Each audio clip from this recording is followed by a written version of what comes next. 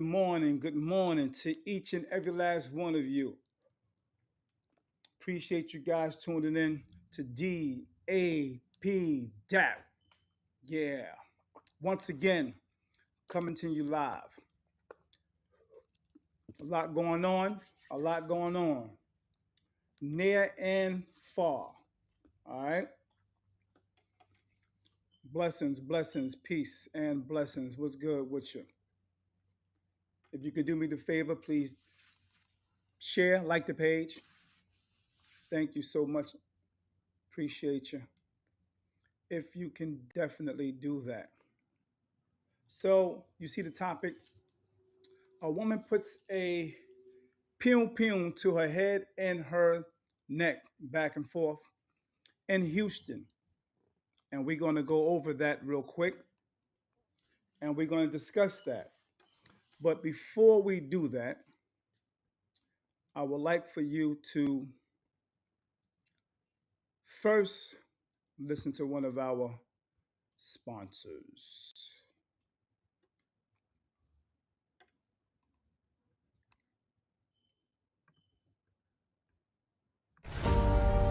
Some people talk about wearing many hats. Tammy Weaver Henry, she lives it every single day. She's a spiritual leader, a healthcare professional, a police chaplain, a business owner, and a tireless community volunteer. No matter which hat she's wearing, she's always focused on one thing, and that's serving Jersey City. Tammy's running for city council to bring all her experience and all her hats to work for you. And I cheer her on in every role because I'm her husband, Baron Henry. And Tammy Many Hats is exactly what Jersey City needs.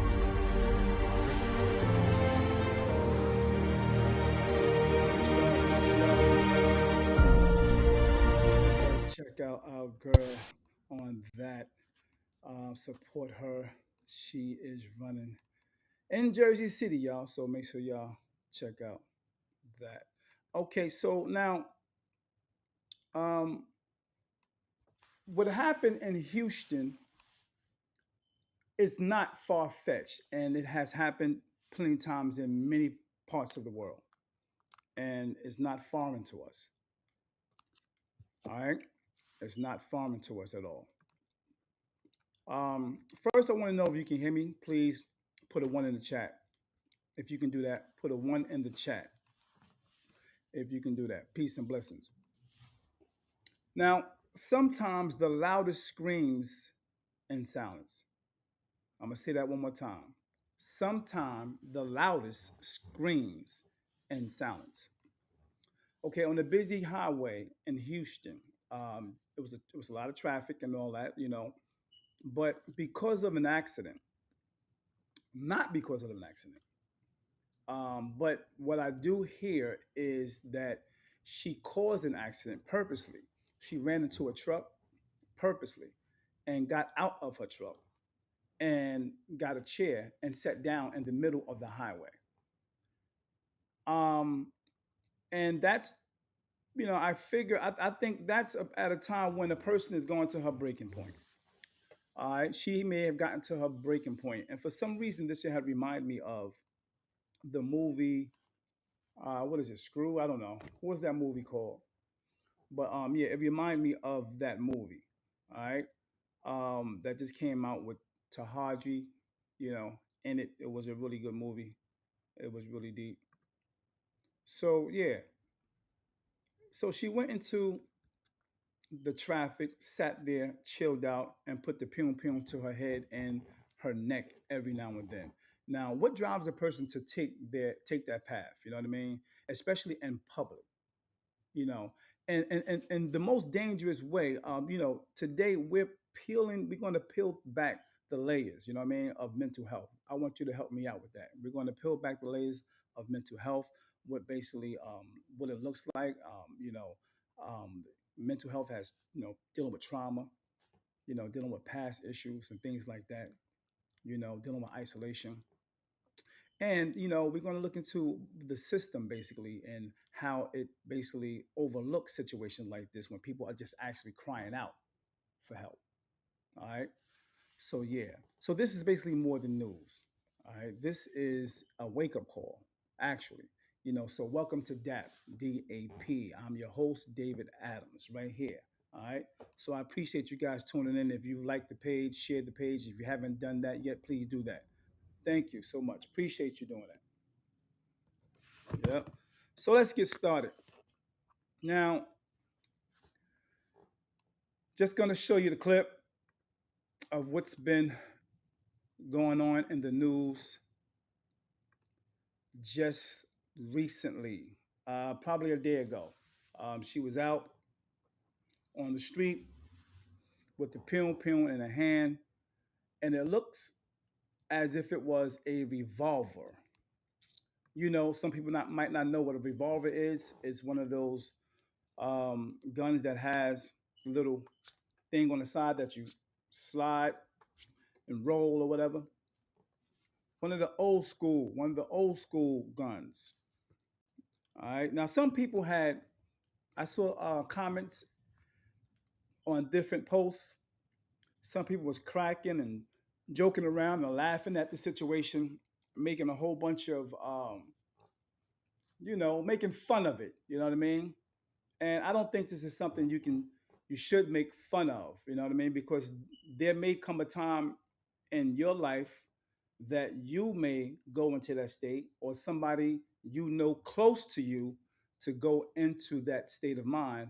You know what I mean? You may not have experienced it yet, but there may be somebody that's close to you that may be experiencing some mental health issues. Okay, so don't be one to clown, especially to the younger people. Don't be one to clown situations like this. So you need to study what happens afar, because soon may possibly be near or sitting at your front doorstep. Okay. So here is the clip.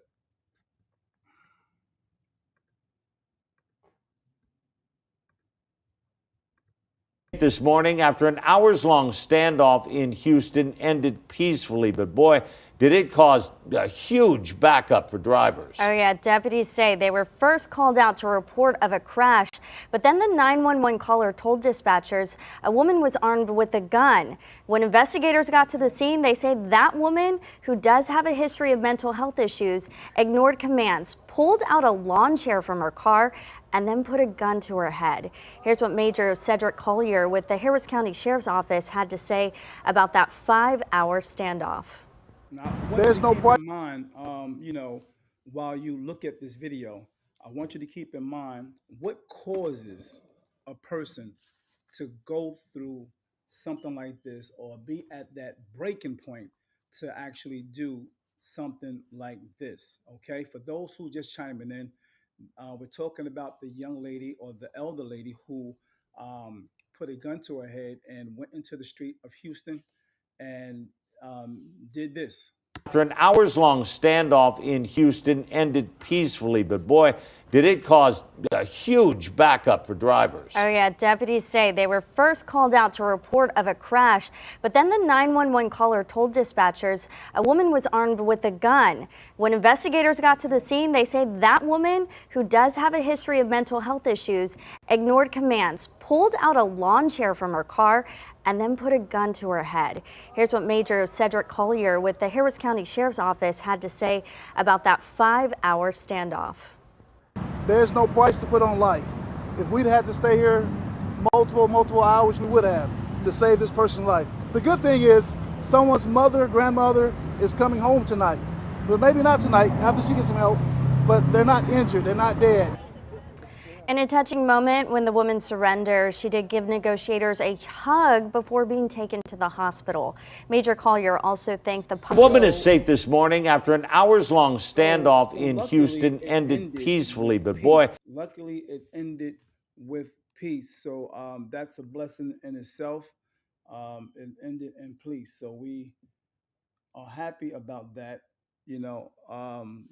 The people that were there, the authorities did not rush in violently, aggressively, to try to detain her, or take her away. They didn't go aggressive. So much love to you guys out there in Houston who was the authorities who didn't do that aggressively and negatively.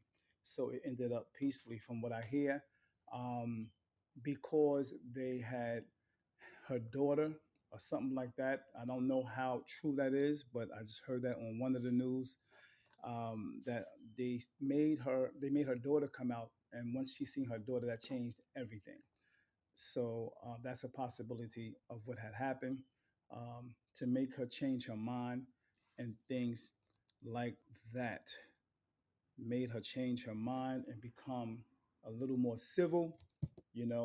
People do go through things, and you don't know how they will take whatever it is that they're going through. It could be a regular argument, it can be something like death in the family, it can be losing their apartment, losing their house, losing their car, whatever the case may be, losing their job, and we don't know what will send them, to the breaking point of things like that.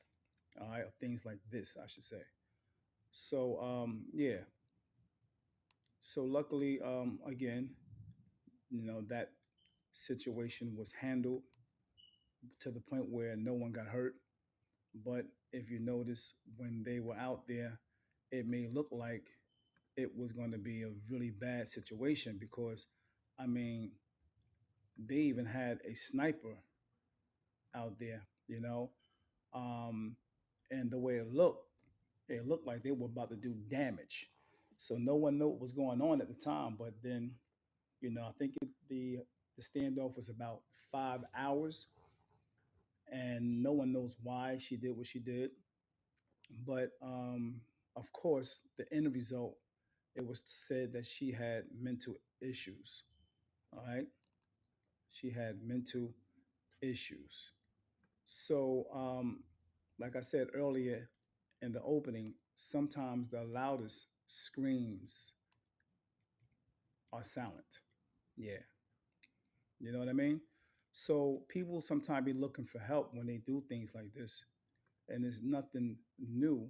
It's definitely a situation where we may have experienced it ourselves.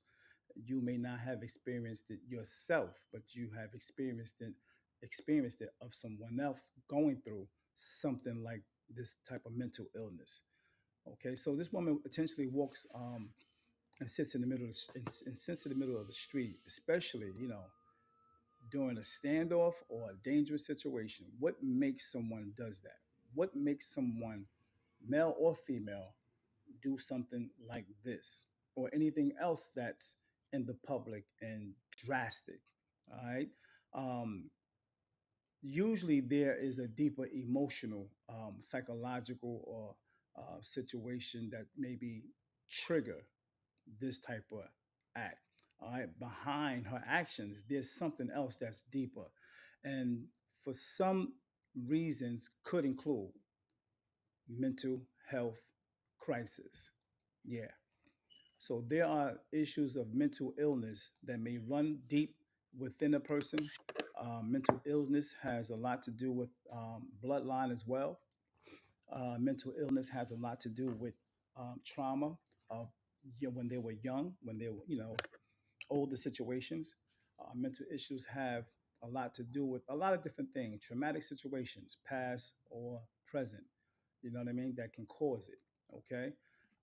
So depression or suicide, that can cause situations that we've seen today, or in that situation far as in Houston is concerned.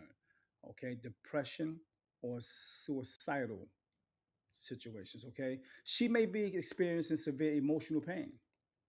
Yeah, severe, severe emotional pain can trigger some things like this. Okay, um, and she may be crying out for help or trying to end her life, because sometimes the pain can be so deep that some people get to that point where they want to, and this is why they may do something like this. Sit in the highway, just sitting there, wanting to wanting to hurt themselves, or wanting to, get rid of themselves because of the pain be so great. or go on the bridge and just, you know, feel like they want to jump. Okay. Um, Psychosis or delusions. She could be suffering from a break with reality, possibly due to schizophrenia, bipolar disorder, or drug induced psychosis. Okay. Not saying that's her. I'm saying in general, people may suffer these things because of what I'm mentioning now. So these are some of the, you know, reasons, or the common, I should say, the common reasons um, this could happen. Okay. Okay. It could be also PTSD or trauma responses. Okay. Unresolved trauma can lead to unpredicted or dangerous behavior, especially under stress. Okay. Um, Two, she could be crying for attention, crying for help, crying for some kind of attention. Somebody, they might feel like they're not being heard. Okay.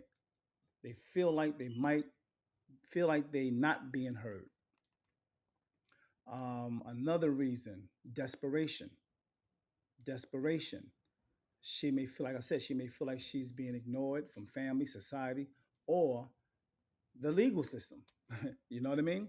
And sees a public act as the way or the only way to be heard. Yeah. So yeah, we have experienced these things, and even in our community, whatever community you live in, you may have experienced it, watching, seeing this situation actually play out. All right. It could be domestic violence if she's being abused and feels no one is helping her. You know what I mean? This could be a form of a protest or a breakdown. Okay. Number three, protest or a statement, making a statement. Intentional public discrimination or demonstration, I should say. Intentional demonstration. She does this intentionally because she's not being heard. Sometimes people take drastic actions in public automatically, to make a bold statement about justice or personal pain. Four, substance abuse. Drugs or alcohol can impair judgment and amplify emotions, leading someone to act recklessly. Yeah, drugs or alcohol can definitely have an effect on the stress, on the schizophrenia. It can has an effect on the bipolar. It can has an effect overall on the, um, I should say, the chemical imbalance. Okay, because I think that's mainly what it can be, a chemical imbalance, in drugs or alcohol, anything that can impair um, the mind has an effect and make them do reckless things as such. All right. Number five, immediate trigger. Okay, that can be immediate trigger. So number five. So a recent argument could be an argument they had, loss of a person, some betrayal, someone lied to them, anything like that, or breakdown could have pushed her over the edge emotionally right before the incident. Sometimes whatever happens that triggered it, it can be some type of anger, some type of some emotional trigger, something, a really bad argument. For an argument for you, it may be okay. You get over it. You'll calm down. You simmer down. You think about it. You rationalize. You logically think about it. Whatever, you may sit back and say, you know what was my part in that situation? What was my role to make that situation escalate? But then there's people like this that has maybe a chemical imbalance that caused her to not rationalize things like that, or take those situations real lightly. It hits them harder than the average person. Okay. Yeah. Real talk. And if you have somebody in your family that has been suffering some type of mental issue, if you want to call in, if you want to, you know, make a statement, you can put your statement on the comment board. Okay. By the way, we will be doing a live tomorrow podcast tomorrow, which is Sunday at 8 o'clock in the morning, regarding our brother by the name of Jamal. He was killed on the highway, Route 9 in Jersey. Um, and the family basically want answers. So we will be going on with the family tomorrow. They contact me and wanted to go on and do a podcast to let people know, to get some awareness, because they said that the authorities was not contacting them as they should, as they feel they should. They don't know nothing. They don't know really what's going on. They know some of the basics, but they're not telling them nothing too much. They must not telling them too much of anything right now, because they keep talking about it's under investigation. But it's been a while now. From what I understand, his legs was actually taken off his body. One, maybe one leg hanging by the skin. So yeah, so they'll be here tomorrow at 8 o'clock. If you can tune in to support these guys on this family matter that happened recently, maybe a month and some change, I guess. Okay, so y'all tune in. And one of the family members' name is Christy. So shout out to the family, um, all the family, in regard this situation right here. My heart goes out to you guys. This is a hard situation that have come up in their family, and yeah, they need our support. Okay, so tune in tomorrow at 8 p.m. I mean 8 a.m. in the morning for the early birds. Tune in for that. All right, and please make sure you share the page. You can tune in on YouTube, David Adams Podcast. Make sure you chime into that. Go ahead and go over there and subscribe so you can be notified and to see all of the posts or the podcasts that I do. And I appreciate those who've been chiming in for lately. You know what I mean? Thank you. Appreciate it. Also, there will be another podcast on, I think it's Thursday. I want to say the third. I'll say the third, which is, let me get my calendar out real quick. It's going to be on financial literacy. Financial literacy. The third, it's called Thursday, as a matter of fact, with my man Jaden. So make sure you check out that Thursday, and that's going to be about 8 o'clock Thursday. Okay, Jalen talking about financial literacy. And on the ninth, the next following week, we have a exclusive interview with Tammy, the one that you seen in the beginning of this video, the commercial regarding her running for a office in Jersey City. So make sure you tune into that exclusive interview with Tammy. Okay, she's gonna need your support. All right. So yeah, the situation with the family that had this situation with the young lady that's out in the street. Like I said, they actually had her family member come out, which is her daughter, and that kind of changed her whole narrative of things, changed her whole narrative, and her whole energy changed and all that good stuff. Okay. So when you have somebody that's possibly a family member like this, and they going through all types of things, and you see all types of delusional situations happening, you see them in their own head, and they saying things that don't make sense. They are talking about things in space. Their eyes is, you can tell in their eyes they're not really there, things like that. Okay, if you have a family member going through this mental breakdown, emotional crisis, what role you may think, how can I help? What can I do to help the situation? What can I do? It's like, can I help them in some kind of way? What are some of the things that people do when their family members going through something like this? Because some people actually experience this on the regular basis. I'm not talking about a week, two. I'm talking about for years. They have experienced it for years, and they know how to deal with it. They know how to deal with situations like this because they actually been going through it. So they got some of the tools. They have certain tools that they use to go through this situation. They got tools in their tool case when dealing with mental issues with a family member. All right. So what are the things you can do? You know, um, here are some practical and powerful steps that you can use. All right. You can take these steps. Okay. So one, which is major, this is a major thing you should really consider when you're dealing with someone in the family or close to you, a friend who are dealing with mental issues. One, you have to stay calm. Very important. You have to be calm. Stay calm as you can and be present. Okay? Be present. Be there. Don't go where they are in their delusion. Don't go where they are. You don't have to go there where they are in their delusion. Be present and calm. That's one. Don't panic, because when you're calm, you're not panicking. Don't panic. Your calm energy helps them. It helps them regulate, okay? It helps them regulate their own emotions, your calmness, okay? You know how they say, sometimes you have to give the person, um, you know,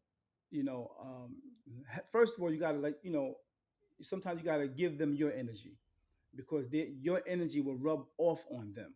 So if your energy is calm, it rubs off on them. If your energy is aggressive, hyper, you know what I mean, rah rah, their energy going to be exactly the same plus because you're dealing with someone who has a chemical imbalance.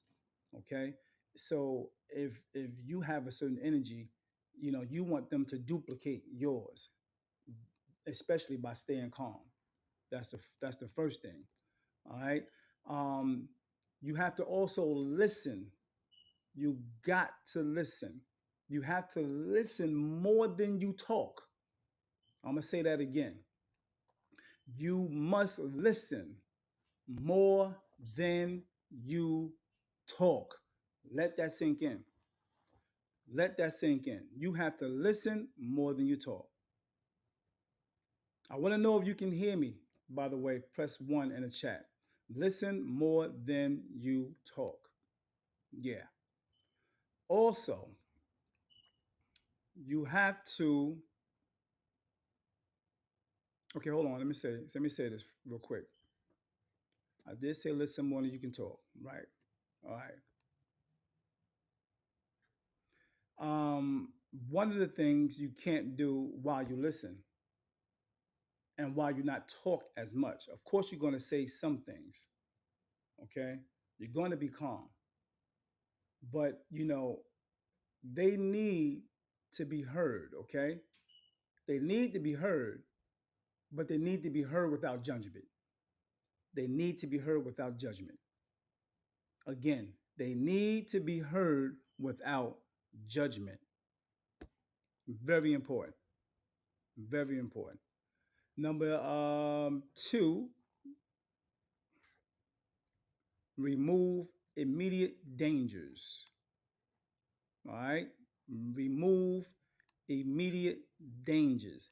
If they got access to weapons, drugs, or anything harmful, quietly, safely help if needed. Help out if needed. But don't do nothing, sporadically crazy, out of nowhere. You just want to do, something aggressive. Don't do that. You know, Three, ask direct but gentle questions. Ask direct but gentle questions. Like, for instance, what are the things you can ask them? Um, are you thinking about hurting yourself? They may go off on you, but you're calm about it. Or they may just say, "Yeah, I feel like," and you let them get that out. You let them talk it out. You ask them that question: Are you thinking about hurting yourself? They might go in, "Mom, I'm thinking about, offering myself because yada yada yada yada because and you right. You listening. Let them get all that out. Don't be butting in or making them feel bad about what they're saying. You know what I mean? Don't butt in because right now they having an episode, they having a breakdown. It's a trigger. All right. Another question you can ask: do you feel safe right now? You feel safe right now? You know, they're around you. You know them. It's just you and that person. It might be people around, whatever, but you're talking to them like, do you feel safe right now? You know, and if you think that you need more help, call the authorities. You know what I mean? But there's a myth that I'm hearing that um, when asking about suicide, that plants the idea in their head. You know, but in reality, it opens doors. It opens doors that they can basically save their own life. That opened doors, because it was always said that if you talk about suicide, you talk about taking your own life and things like that, if you ask them questions like that, that make them want to do it. It's just the very opposite. All right. So you can also call for professional help, and this you have to really be clear. You have to really take note of this. This is very important right here. This is very important. When you call for authorities, when you call, be sure that you call and ask for a certain unit. Okay. All right. So one thing you don't do, keep in mind, don't act aggressive. Don't be aggressive toward them. Okay. Don't be aggressive because you only allow them to be aggressive also. As we said, they're going to take on your same energy. But when you call, be sure to call the crisis intervention team. That's the CIT. Okay? That's the CIT in your city. Call for that. Don't get on that phone and be like, oh yeah, yeah, my nephew, he bugging out. Could you please come? We need someone down here right away. Okay, what's going on? He got a knife in his hand or whatever the case may be, and it's like he's gonna hurt himself or whatever, blah blah blah. You know what I mean? And he acting real crazy right now. So could you get down here real fast? He bugging out. You know what I mean? Don't leave it like that. You make sure you let them know. You got to mention mental illness. You have to mention mental illness. Don't be talking about he bugging out. Don't be talking about he just acting weird right now. No, it's mental illness. You need that crisis team. You know what I mean? You don't want the police coming down there and thinking it's a some type of crime. You know what I mean? Some type of crime or a criminal type of situation.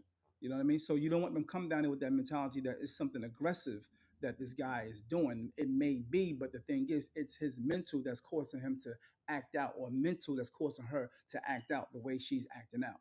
So be sure to mention when you call 911 the CIT, the crisis intervention, okay? Crisis intervention team. Be sure. You just don't want the police to come down there by themselves and they trying to figure it out and handle it in their way, which is militant. You know what I mean? You don't want that. Okay. So also number 5 is to encourage long-term help. Encourage long-term help. These are some of the things that we can do if we have family members that's going through situations like the young lady that was in the street in Houston with a gun to her head, and they had a standoff for about 5 hours. So these are some of the things you can do if you have family members in situations as such. And I'm going over them now for those who just chiming in. All right. So once the immediate danger is over, make sure you suggest therapy to the person. Okay, support groups or whatever the case may be, or even pastoral, like get a pastor for counseling, things like that, so they can constantly, long term, have conversations, have counseling sessions. They need to continuously talk these things out. Okay, very important. All right. Um, be patient. Okay, be patient with them. You can help them with appointments to um, make those situations happen, so they can manage it themselves after a while. Help them make them appointments, but be patient. Okay, also take care of yourself too. Yeah, take care of yourself too. Be sure to take care of you. All right. Very, very important.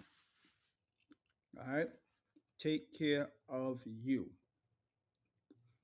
Because the reason I say that is because when you're supporting someone in situations like this and mental illness, I mean, it takes a toll on you as well. It definitely takes a toll on you.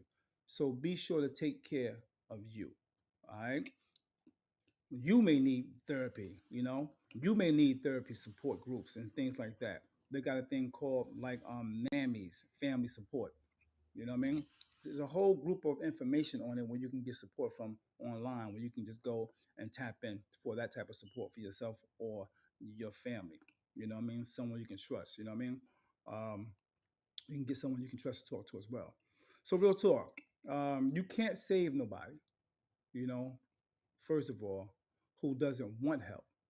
You can't save nobody who doesn't want help, but you can be a bridge between their pain and their healing. Okay? You can be that bridge to start the connecting, to connect the dots to the healing process. Okay? You can be that bridge. Real talk. So, behind every public breakdown is a private battle most of us never see.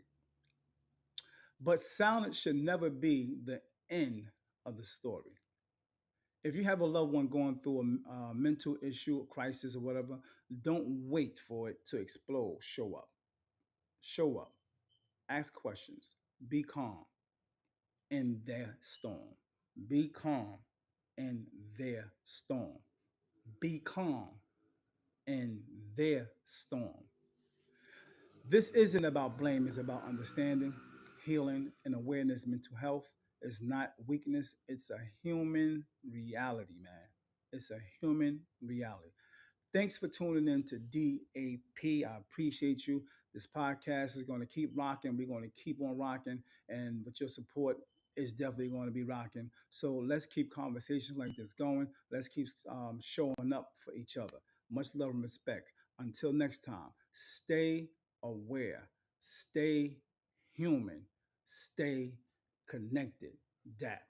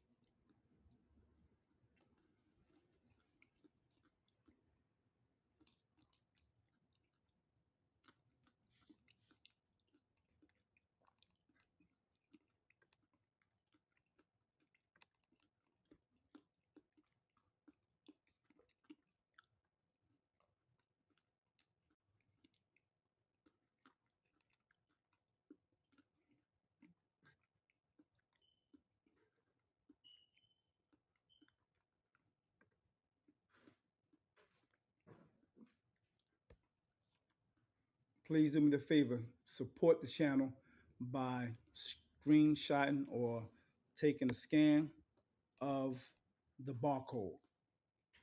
Much love and respect.